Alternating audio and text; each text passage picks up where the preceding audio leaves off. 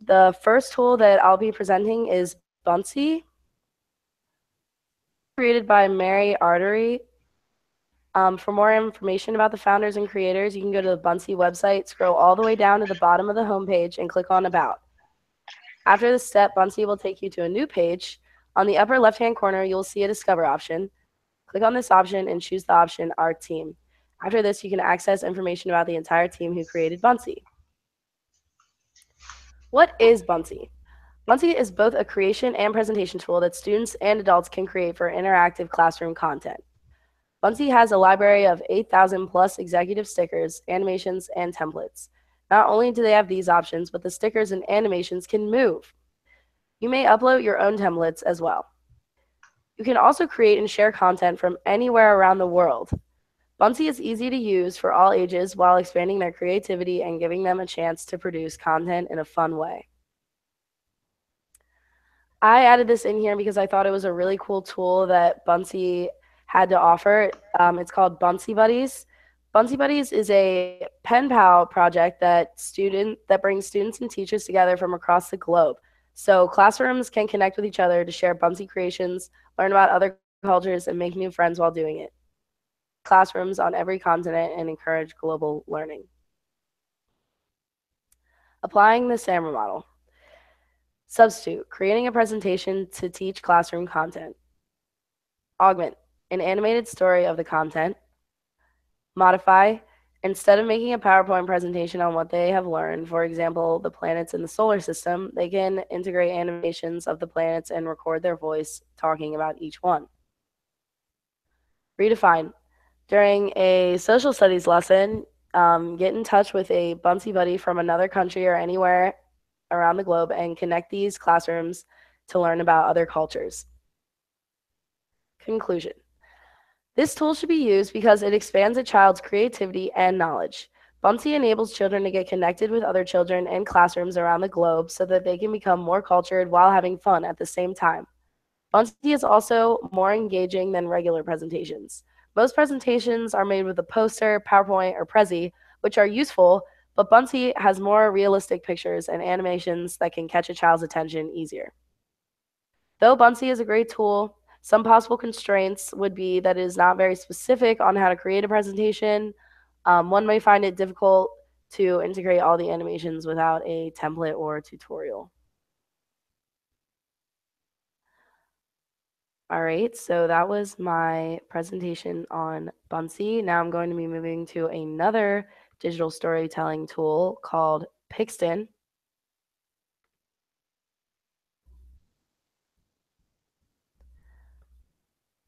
Pixton was created by Clive Goodinson, the CEO, and Dana Goodinson, the co-founder.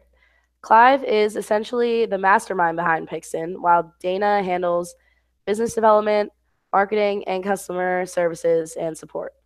For more information on the founders of Pixton, scroll to the bottom of the page and click on the option About Pixton Comics. Pixton is a tool that introduces the world to a digital comic book. The site allows you to click and drag comics and make your story into a comic book. The site has all the essentials: dynamic panels, props, and speech bubbles. Every aspect of a comic book is a click and drag motion. So if you wanted to integrate any things that a comic book would have, it's all accessed on the website, and all you have to do is click on the image and drag it into the picture that you want. The tool also allows you to choose exactly how you want your character to present themselves. This includes facial expressions, gestures, and words. Applying the SAMR model. Substitute, using Pixton to create a short comic book instead of a Prezi. Augment, use Pixton to allow a group of students to work together to make a comic book. Modify, the comic book can be used to demonstrate a story in history. And redefine, the comic book can be used to help students understand a book they read in class. Conclusion. Very easy to use. When you first sign up, Pixton will even give you a thorough tutorial with pop-ups on how to use and create the tool.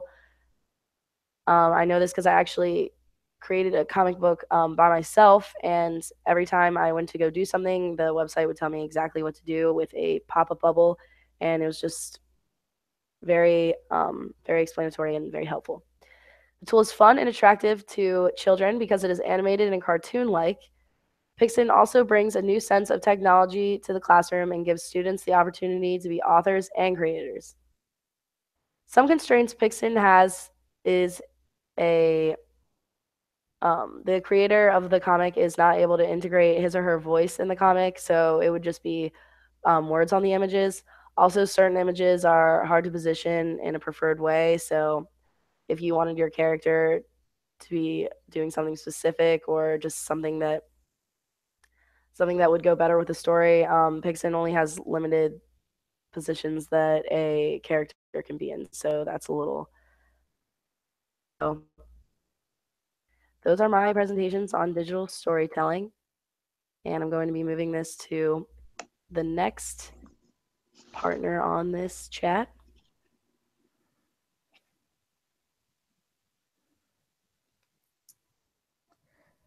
All right, I am Brittany Roten, and I did mine on 3D printing.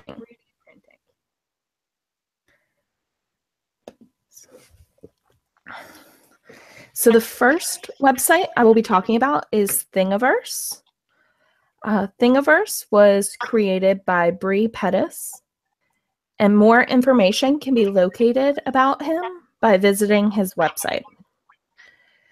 So Thingiverse is a website where people can download data files for projects they've already printed, and others can use the data files to duplicate them.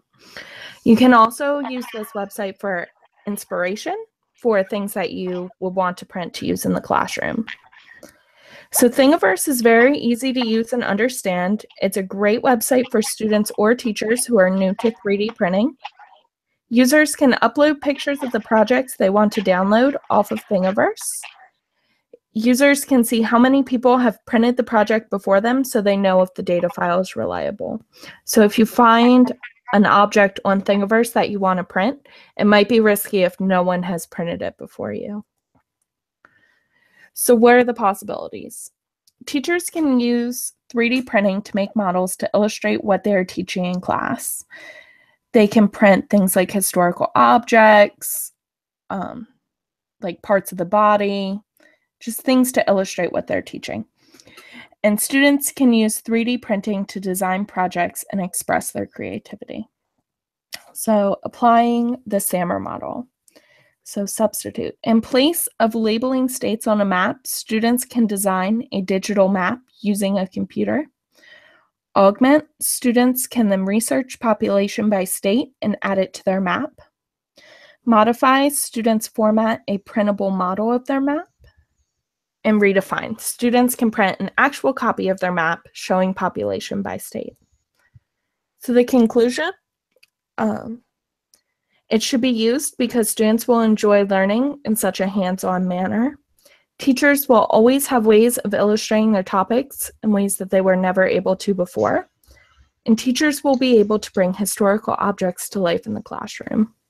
Some constraints are 3D printers are expensive. Some schools may not be able to afford 3D printers or have access to 3D printers, and coding may be advanced depending on the grade level of the student. The next 3D printing website I will be discussing is Umagine. And Umagine was created by Eric Day Brajun, and he is the founder and the CEO of Umagine. And more information can be found on the About page. So the purpose of Umagine is similar to Thingiverse. It provides a platform for people to post objects they have printed for others to use. And they can post pictures and report errors if they have printed a project that was already found on Umagine. So this is an elephant I found on Umagine. And down at the bottom, you can see any issues, how many people have actually printed it, and ways to download and print it. Umagine is extremely user-friendly. A free account is all that is required to download and print projects, and other users report any issues they encountered while printing the project. So how can this be integrated in the classroom? Teachers can print historical artifacts as visual aids for students. Teachers can print geography or topography maps for students to use, and students can find and download objects they want to print. So applying the SAMR model. Substitute, teachers can print 3D models of historical objects in place of using pictures in their lesson. Augment, students get into small groups to analyze the historical object. Modify, students design objects they think will one day be historical. And redefine, students print an actual copy of their historical artifacts to be put in a time capsule for the future. So my conclusion is that Umagine is extremely user-friendly. Any issues that occur while printing are listed. Users can share new ideas with each other.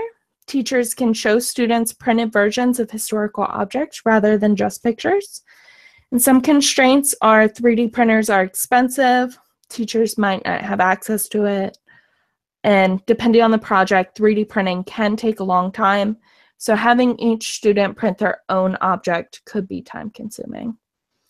Here are my references. And I will be passing it off to the next person to discuss their tools.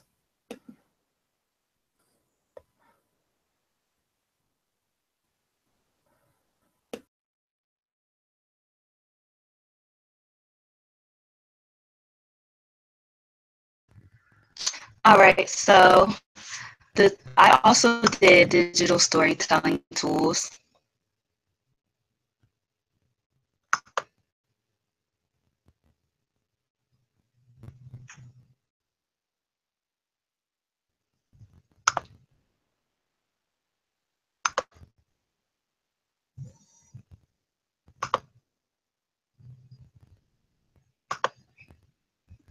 As I'm just trying to get it to load.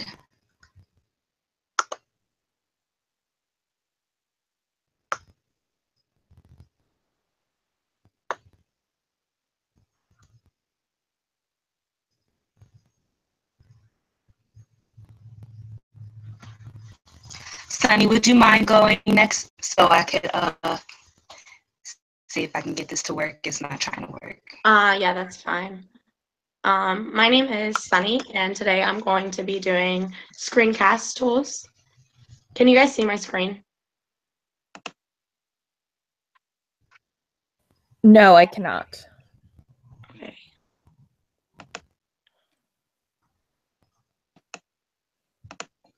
I can now. Okay.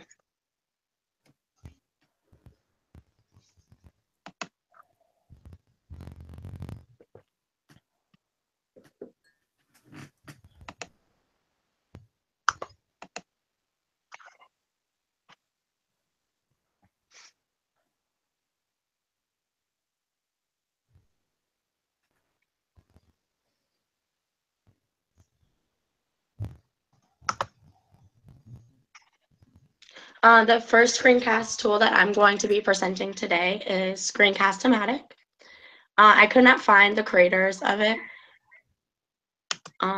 So the purpose of the tool is it lets you record your computer screen and webcam simultaneously. And with the Pro option, you can also record things like sound on your computer, so you can show the students like a short video on YouTube. There's many other options with the Pro option, and it's only costs like $18 a year. The tool is very simple to use, but if you're having trouble, there's a lot of tutorials on the website that show you exactly how to operate all the controls and possibilities. You can use Screencast-O-Matic to let teachers teach many lessons outside of the classroom to better scaffold student understanding on a topic. SAMR model. For substitution, instead of having students watch a video online for homework and answer questions, you can have them watch a short screencast of you teaching a new topic and to answer questions. For Augment, you can have students watch a screencast as a class and then in groups come up with different questions to ask each other to check their understanding. You could have students watch a screencast as homework and come up with questions to go along with the video to ask students about the next day in class as a review. And for redefinition, you could have students create their own screencast on a topic learned in class to help other students better understand this topic. Conclusion, the reasons to use this tool would be Screencast-O-Matic has direct publish options, so you can like directly publish it right to YouTube for like students. It's easy for them to like access. It also helps reinforce scaffolding and learning, and it's free, and the pro option is like extremely cheap. Some constraints of using screencasts would be it's not interactive, which could lead students to become bored and not interested in the topics. And there's my reference.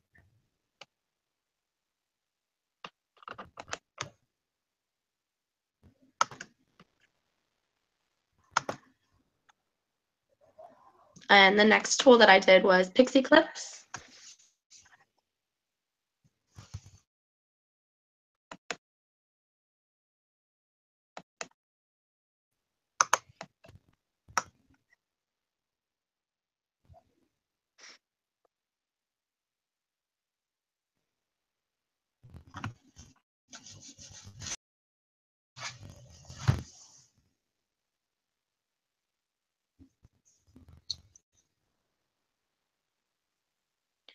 Pixie Clips, I also could not find the creators of it. But the purpose of this tool is to browse. It's a browse-based screencast recording tool that allows you to also record your voice and yourself via webcam. It is extremely easy to use, but for further clarification, there's a lot of tutorials on YouTube. Unlike in Screencast-O-Matic, there's not actually tutorials on how to use the tool on the website though. Possibilities, you can use this tool for students who don't attend class, so you can make like a screencast of your actual lesson and post it to the site, and then they could watch your lesson, so like they wouldn't actually have to go to class that day in case they were sick or there was some other complications. You could use the tool to enrich scaffolding before actually having an in-class lecture on a topic. For substitution, you could use the tool to record a lesson that a student missed instead of having them just completely miss the information. For Augment, you could have the students watch a Pixie clip in class to answer questions on the video as they watch instead of lecturing and the students taking notes. For Modify, have the students watch a Pixie clip as homework and come up with questions to quiz their classmates on understanding of concepts covered in the video. And for redefinition, after teaching students a topic, have them create their own Pixie clip to teach others about the topic. For conclusions, you should use this tool because it lets students have access to watch a lesson whenever they want. It also lets students be able to pause the lesson or review an area of the lesson as often as they want. So like if a student doesn't understand something in the lesson, they could go back and rewatch it for like better clarification. And they can also like pause it to answer questions instead of like in a lecture, they couldn't like pause your talking so they could write down an answer to a question. But with a Pixie clip, they could. And it also helps to reach students who have illnesses and miss a lot of class time, still be up to date with topics covered in class. Some constraints would be if assigned as homework, some students might not actually watch the video, maybe because like they don't have Wi-Fi or like they don't have access to a computer. And it's also non-interactive, just like Screencast-O-Matic. My reference page. And that's all my tools for today. So I'm going to pass it to Alicia now. All right, so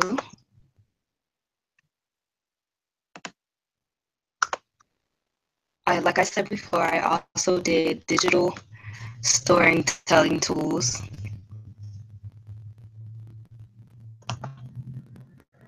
But I did 2 different tools. Then Molly.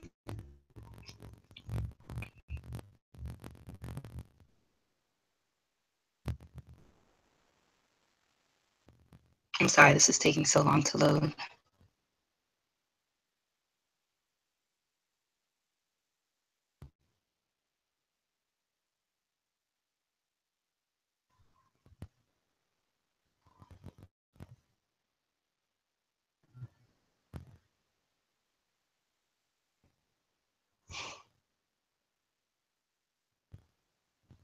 But the two tools that I did today were Story Jumper and Storybird. The first tool that I'll be discussing is Story Jumper. There was no information about the creators, but Story Jumper is a website where you can create and search for stories and poetry of all kinds. You can also create audio and sound effects for your story for free. Your book that you have created. The tool is very easy to use, and students can create stories on their tool as well.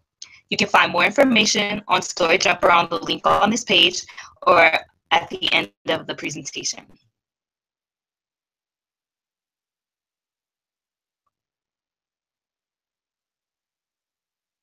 Applying the SAMR model, for using substitution, instead of having the students hearing the teacher read the book to the whole class, they can all view and listen to the book on the smartboard or projector.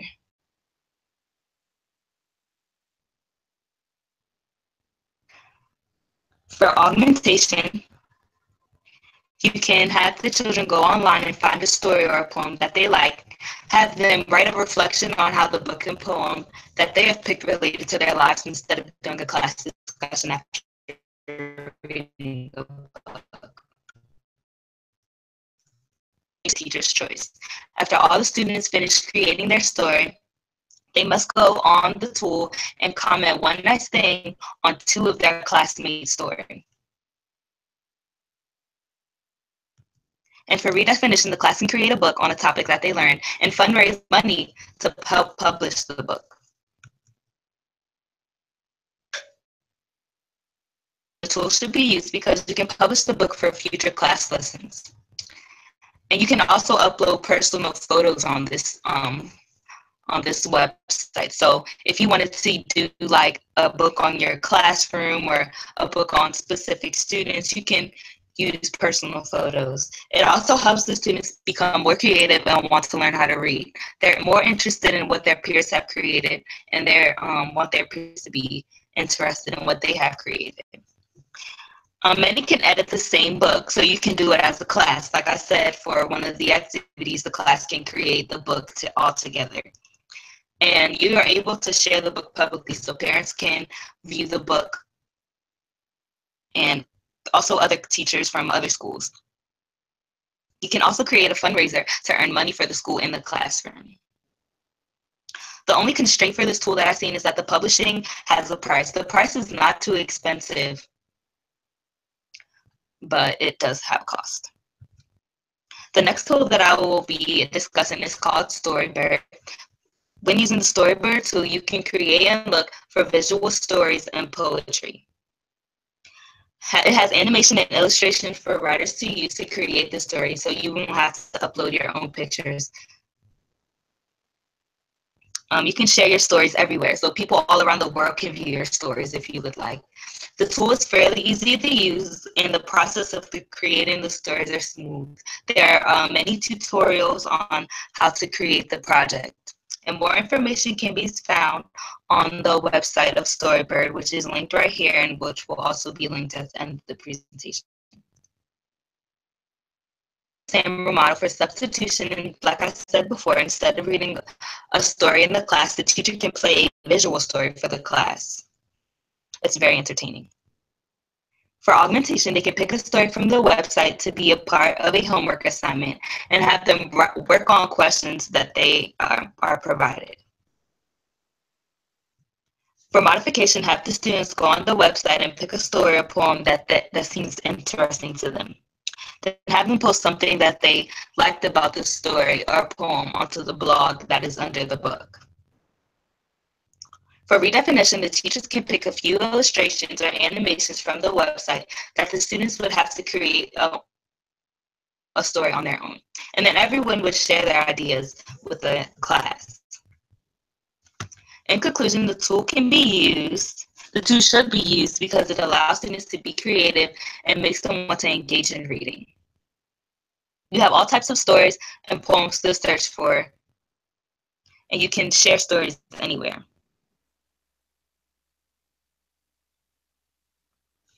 You can, like I said, in the other tool, you can also make fundraisers for what the classroom needs. And the only restraint of this tool is that you can only use animation and illustrations that are provided on the website.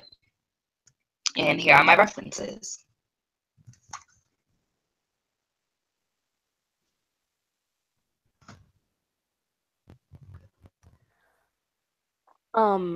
Friends, if I may, I did not share my references, so if you all were to want to go to the tools that I used, then Buncee can be accessed on this reference page, and it's just the website link, and it is www.edu.buncee.com. And Pixton can also be accessed on their website, and their website is just www.pixton.com.